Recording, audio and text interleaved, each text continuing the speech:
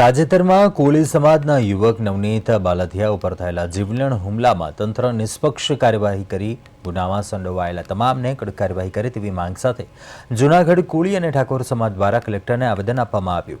આવેદન આપતા જણાવાયું કે મહુવા તાલુકાના બગદાણા ગામના કોળી સમાજના યુવક નવનીતભાઈ બાલધિયાને આયોજનપૂર્વક ગાળો બોલી ઢોરમાર મારવામાં આવ્યો હતો અને તેનો વિડીયો પણ બનાવાયો હતો।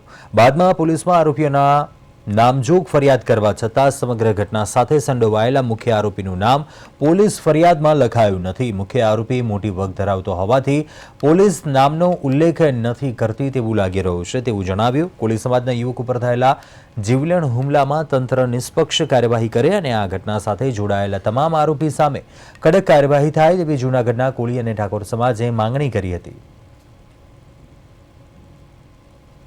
सोशल मीडिया और प्रिंट मीडिया माध्यम से जोयु कि आ मैसेज खूब वायरल थयो कि भाई एक दीकरो समाज की सेवा करतो तो बगदाणा आश्रम अंदर एने खूब मार मार्यो। એટલે धीरे धीरे धीरे धीरे सोशल मीडिया माध्यम से हमें पण लोको बगदाणा पहुंचा અને અમે જોયું ત્યારે નવનીતભાઈ ની વાત સાંભળી ત્યારે નવનીતભાઈ એવું કીધું કે જે આમની અંદર મોટા મોટા માછલાઓ હતા એનો સમાવેશ કરવામાં નથી આવ્યો, નાના નાના માછલાઓને આપી દેવામાં આવ્યા। એટલા માટે થઈ અને અમારા સમાજના તમામ નેતા कोई पक्षपात छोड़ा वगर मुख्यमंत्री श्री ने आवेदन पत्र आप्યું। मुख्यमंत्री श्री ने एवं पण कीधुं એટલે मुख्यमंत्री श्री तात्कालिक सीटनी रचना करी અને એની તપાસ સોંપી દીધી। પરંતુ હું આ જૂનાગઢ કલેક્ટર ઓફિસના માધ્યમથી આજુબાજુ અને ગુજરાતની અંદર અને તંત્રને પણ એક સંદેશો પાઠવું છું, જો આનો તાત્કાલ નિર્ણય નહીં આવે તો આવતા ટૂંક જ સમયની અંદર બગદાણાની અંદર યાની કે અમારા જે માનધાતા જન્મ જયંતિ આવે 14મી જાન્યુઆરીએ તે ભવ્યથી ભવ્ય મોટું આંદોલન કરવામાં આવશે અને આનું પરિણામ તંત્રને પણ ભોગવવું પડશે। બગદાણાની અંદર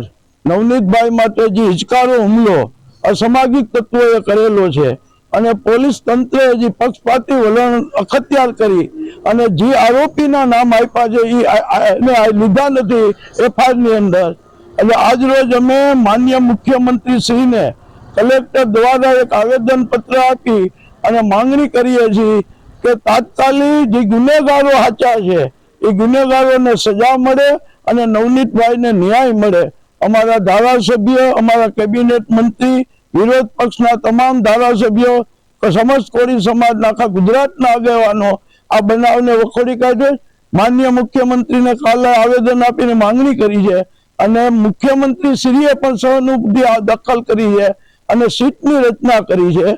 હવે પાણીનું પાણી અને દૂધના દૂધની વાત કરે અને અમે પણ એ રાહ જોઈ કે ખરેખર નવનીતભાઈને એક ન્યાય મળે। જો ન્યાય નહીં મળે તો કોળી સમાજમાં એટલો બધો આક્રોશ છે કે આખા ગુજરાતમાં એવડું મોટું આંદોલન થવાનું કે કોઈને રોકવાની તેવડ પણ એમાં હશે નહીં।